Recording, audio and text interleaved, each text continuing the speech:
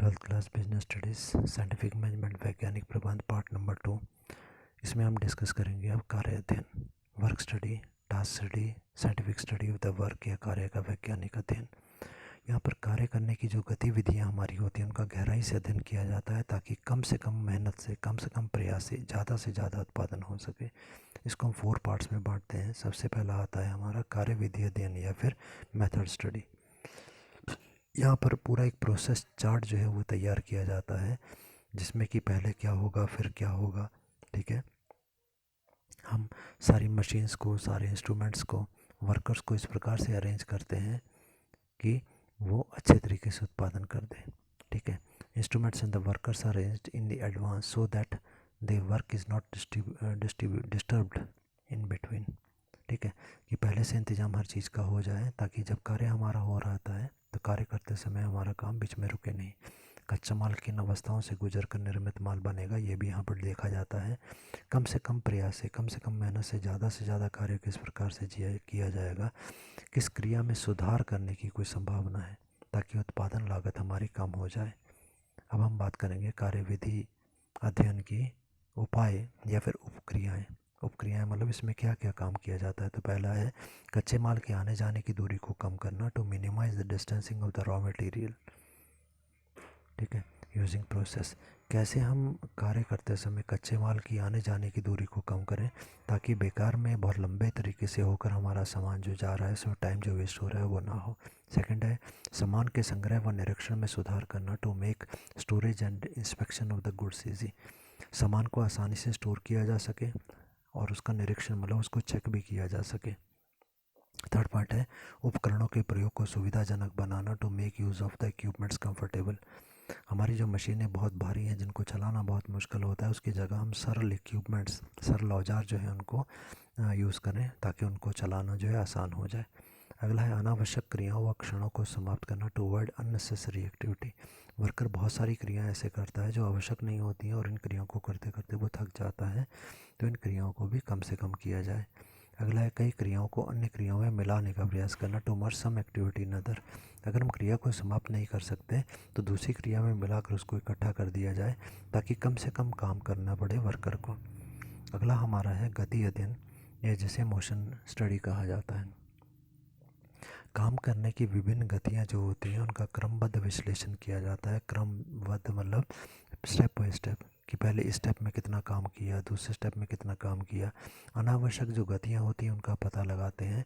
जो काम की जो अनावश्यक मतलब जो फालतू की एक्टिविटीज़ वर्कर कर रहा होता है तो उनका हम पता लगाते हैं और उन गतियों को दूर करने का प्रयास किया जाता है। तो लिलियन गिलब्रेथ के अनुसार ये विचारधारा जो मोशन स्टडी की थी गति अध्ययन की, ये हमारे को दी गई। इस विधि में हम क्या करते हैं, फोटोग्राफिक मेथड को अपनाते हैं। फोटोग्राफिक मेथड का मतलब है जब एक सामान्य वर्कर सामान्य गति से काम करता है तो उसके सामने एक कैमरा लगा दिया जाता है और पूरी रिकॉर्डिंग जो होती है उसकी यहाँ पर की जाती है। फिर वर्कर को बोला जाता है आप नॉर्मल स्पीड में काम करो, उसकी पूरी रिकॉर्डिंग की जाती है। जब रिकॉर्डिंग हो जाती है उसके बाद उसको अलग एक हॉल में चला कर देखा जाता है। सभी एक्सपर्ट हमारे बैठे होते हैं, वो देख रहे होते हैं कि वर्कर वस्तु को बनाते समय क्या क्या कार्य कर रहा है, क्या क्या क्रियाएं कर रहा है कौन सी ऐसी क्रियाएं जिनको कि ठीक किया जा सकता है मतलब कम किया जा सकता है, सुधार करने की भी कोई चांसेस है कि नहीं, वो सभी देखा जाता है। तो अब गति अध्ययन की उपक्रियाओं की हम बात करते हैं। पहला है आवश्यक क्रियाओं को करना, अनावश्यक क्रियाओं को समाप्त करना। To do only the necessary activities and avoid unnecessary one. जो आवश्यक है उनको करो और अनावश्यक क्रियाओं को छोड़ दो। सेकंड है श्रमिकों की क्रियाओं का विश्लेषण करना, analysing activities of the worker. Worker जो भी कुछ काम कर रहा है उसको गहराई से अध्ययन यहाँ पर किया जाता है। थर्ड है सर्वोत्तम गति को रिकॉर्ड करना, टू रिकॉर्ड बेस्ट एक्टिविटी। उसने बहुत सारी कई बार उससे काम करवाया गया, जो सबसे अच्छा काम उसने किया उसको हमने नोट कर लिया, ये रिकॉर्ड कर लिया। चौथा है कुशल श्रमिकों का चुनाव करना, to select the efficient workers. अच्छे वर्कर्स का हम चुनाव करते हैं और उसके आधार पर हम अध्ययन करते हैं। वैसा ही कार्य करने का तरीका फिर बाकियों को भी बताया जाता है। पांचवा है उत्पादनकारी व गैर उत्पादनकारी गतियों में अंतर करना, to distinguish between productive and non productive motions. ये वर्कर जो भी कुछ कार्य कर रहा है उसमें ऐसी कौन सी क्रियाएं हैं जो उत्पादन में हेल्प कर रही हैं और ऐसी कौन सी क्रियाएं हैं जो उत्पादन में हेल्प नहीं कर रही। जो नहीं कर रही उनको अलग किया जाए। अब ये गति का अध्ययन जो हम करते हैं इसका उद्देश्य या ऑब्जेक्ट ऑफ मोशन स्टडी क्या है, तो मुरे ने बोला इसके बारे में। मुरे के अनुसार अधिक से अधिक मानवीय गतियों से मुक्ति पाना, to avoid maximum human motions, कि वर्कर जो बहुत सारे काम करता है उस वस्तु को उत्पादन करते समय, तो जो फालतू की एक्टिविटीज़ हैं या ज़्यादा से ज़्यादा जो काम है उसको हमने घटाना है और कम से कम मेहनत से ही उतना ही काम हो जाए, ये तरीका हमने ढूंढना है। सेकंड है, जिन गतियों से मुक्ति पाना संभव ना हो उन्हें छोटा करना, motions which can't be avoided must be minimise, ऐसी कोई चीज़ जिसे कि छोड़ा नहीं जा सकता तो उसको कम करना है ताकि कम समय में उत्पादन हो सके। थर्ड है, आवश्यक गतियों को कम से कम थकाने वाली बनाना, necessary motions must be minimum tiring, ताकि जो आवश्यक चीज़ें हैं उनको छोड़ तो नहीं सकते पर उनको ऐसे तरीके से करें कि वर्कर को थकावट कम हो। ठीक है, अब हम कार्यविधि अध्ययन और गति अध्ययन में अंतर को करते हैं। पहला पॉइंट दिया गया, मोशन स्टडी में विभिन्न कार्यों को करने की रीतियों का अध्ययन करके उत्तम रीति को खोजना, to study the various ways to perform the task and find best way. बहुत सारे कार्य करने के तरीके हैं परंतु कौन सा सबसे बढ़िया तरीका है वो कार्यविधि अध्ययन में आ गया। गति अध्ययन या मोशन अध्ययन स्टडी में बोलेंगे, काम के दौरान वर्कर्स की जो हरकतें हैं उसकी एक्टिविटीज़ हैं उनका अध्ययन हम करते हैं और अनावश्यक एक्टिविटीज़ क्रियाओं को समाप्त किया जाता है, to study the various motions during the job and avoid unnecessary once.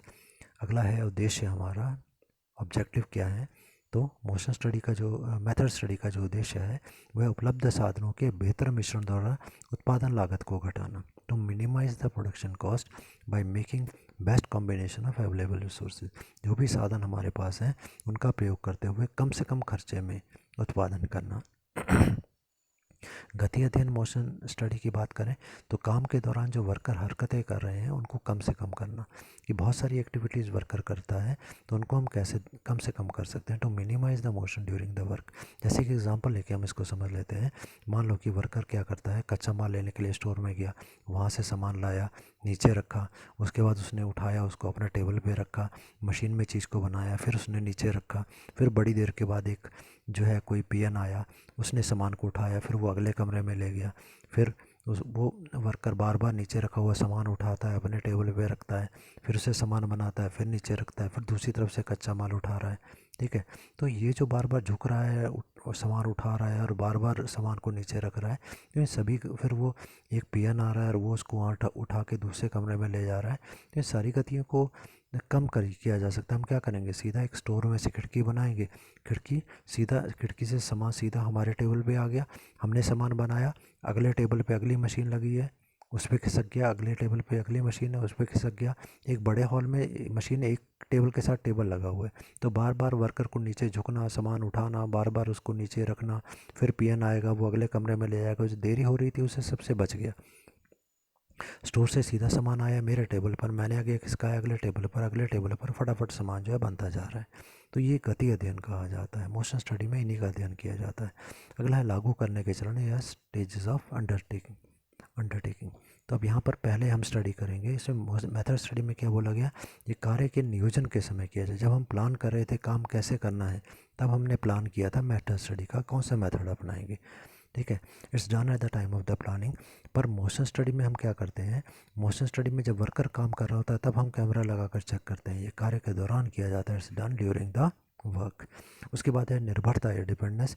अच्छे परिणाम को प्राप्त करने के लिए इसके साथ में गति स्टडी करनी चाहिए। For the better result must be combined with the motion study. और हम मोशन स्टडी में लिखेंगे अच्छे परिणाम को प्राप्त करने के लिए कार्यविधि अध्ययन इसके साथ करना जरूरी है। For better result must be combined with the motion study. उसके बाद आता है समय अध्ययन या टाइम स्टडी के बारे में। यहाँ पर हम क्या करते हैं, स्टैंडर्ड टाइम का पता करते हैं। भाई एक आम आदमी एक आम गति से कार्य करता है तो कितना समय लगता है। इसके लिए एवरेज वर्कर को हम लेते हैं, सामान्य वर्कर को हम लोग लेते हैं। ये पॉइंट्स नोट कर लीजिएगा आप, ये मैं धीरे धीरे कर रहा हूँ, वीडियो को रोक के पॉइंट नोट कर लीजिएगा। ठीक है, अब इसमें आते हैं कि एक एवरेज वर्कर, सामान्य वर्कर, औसत वर्कर एवरेज गति से काम करता है तो कितना समय उसको लेना चाहिए। इसके लिए हम स्टॉप वॉच का प्रयोग करते हैं। वो जो काम होता है उसको छोटे छोटे भागों में बांट देते हैं, फिर हर एक छोटे भाग का टाइम जो है उसको नोट किया जाता है स्टॉप वॉच के द्वारा। अब इसकी उपक्रियाएँ क्या हो सकती हैं, पहला है उपक्रियाएँ मतलब इसके अंदर क्या क्या काम होता है। तो पहला है औसत कार्यकुशल श्रमिक का चुनाव करना, सेलेक्टिंग एन एवरेज वर्कर। ठीक है। एक एवरेज वर्कर जब काम कर रहा है उसके काम को नोट किया जाता है। बहुत एक्सपर्ट वर्कर या बहुत बेकार वर्कर का काम नहीं, बल्कि जो औसत है, एवरेज है, सामान्य वर्कर है। सेकंड, काम की सामान्य परिस्थितियाँ उपलब्ध करवाना, to create the normal working condition, उसको बोला जाता है नॉर्मल कंडीशंस में ही आप काम करो। थर्ड है पूरे काम को अनेक छोटे छोटे भागों में विभक्त करना, dividing the work of the company in small parts, छोटे छोटे पार्ट्स में हम उसको बांट देते हैं और हर एक पार्ट में लगने वाले टाइम को नोट करते हैं। फोर्थ पॉइंट है स्टॉप वॉच की मदद से काम में प्रत्येक भाग में लगने वाले समय को नोट करना, with the help of the stop watch note down the time taken to complete each part of the work assigned. पाँचों पॉइंट है एक ही श्रमिक से वही काम कई बार करवाया जाता है, recording every time the time taken by the worker. ऐसा नहीं कि वर्कर से एक बार काम करवाया, टाइम नोट कर लिया, ऐसा नहीं, बल्कि उससे कई बार काम करवाते हैं और कई बार उसको नोट करते हैं। फिर उसका एक एवरेज निकालते हैं कि भाई नॉर्मली जो काम करेगा वर्कर उसमें इतना समय लगा था। छठा पॉइंट है प्रत्येक बार लगने वाले समय के आधार पर औसत समय निकालना, एवरेज टाइम निकालना, जो calculating average time on the basis of the time taken on every trial. उसके बाद है औसत समय में थकान आदि के समय का समायोजन करना, by calculating the average time take into consideration the time of fatigue also. कहने का मतलब जब वर्कर से हम काम करवा रहे थे तो उस टाइम पर वर्कर से हमने 5 मिनट 10 मिनट काम करवाया, टाइम नोट कर लिया, ऐसा नहीं करना, क्योंकि वो तो हमने 5 मिनट का देखा। जब वर्कर वही काम पूरा दिन करेगा तो थकावट भी तो होगी। तो इसके लिए हम क्या करते हैं, टाइम को नोट करते समय उसके आराम करने का जो समय है उसको भी बीच में शामिल करते हैं। अगला है दूसरे कर्मचारियों की तुलना में औसत कर्मचारियों द्वारा लिए गए समय को प्रमापित करना, कि भाई बाकी भी जो हमारे कर्मचारी हैं वो भी इतना ही स्टैंडर्ड टाइम जो है वो लेंगे। So fix the standard time on the basis of the average worker and compare it with the other workers.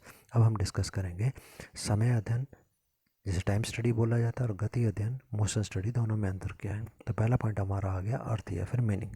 ठीक है, ये निश्चित करना कि सामान्य परिस्थिति में सामान्य वर्कर मतलब औसत श्रमिक को काम पूरा करने में कितना समय लगा। टाइम स्टडी में हम देखते हैं to calculate how much time will be taken by an average worker in the normal condition to complete the specific job.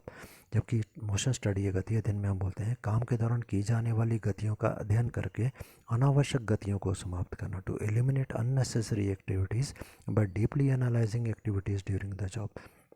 जब वर्कर काम कर रहा था हमने उसकी गतियों को बहुत गहराई से देखा, वीडियोग्राफी की हमने की, तो देखा भाई काम करते समय वो कौन कौन सी एक्टिविटीज़ जो थी वो गलत कर रहा था, जहाँ पर कि कोई एक्सीडेंट होने की संभावना थी, या कौन सी एक्टिविटीज़ ऐसी थी जो बेकार थी, जिसकी आवश्यकता नहीं थी, जिससे थकावट होती थी। सेकंड पॉइंट है उद्देश्य क्या है इसका। तो सबसे पहले समय अध्ययन में काम के प्रमापित समय को नोट करना, to decide the standard time required to complete a job. ठीक है, गति अध्ययन में हम बोलते हैं काम के दौरान की जाने वाली गतियों को न्यूनतम करना, कम से कम करना, तो minimise motions during performing the job. आदर्श विधि का पता लगाना भी सबसे अच्छा तरीका कौन सा है जिसमें कि कम से कम काम करके भी हम ज़्यादा परिणाम प्राप्त करें।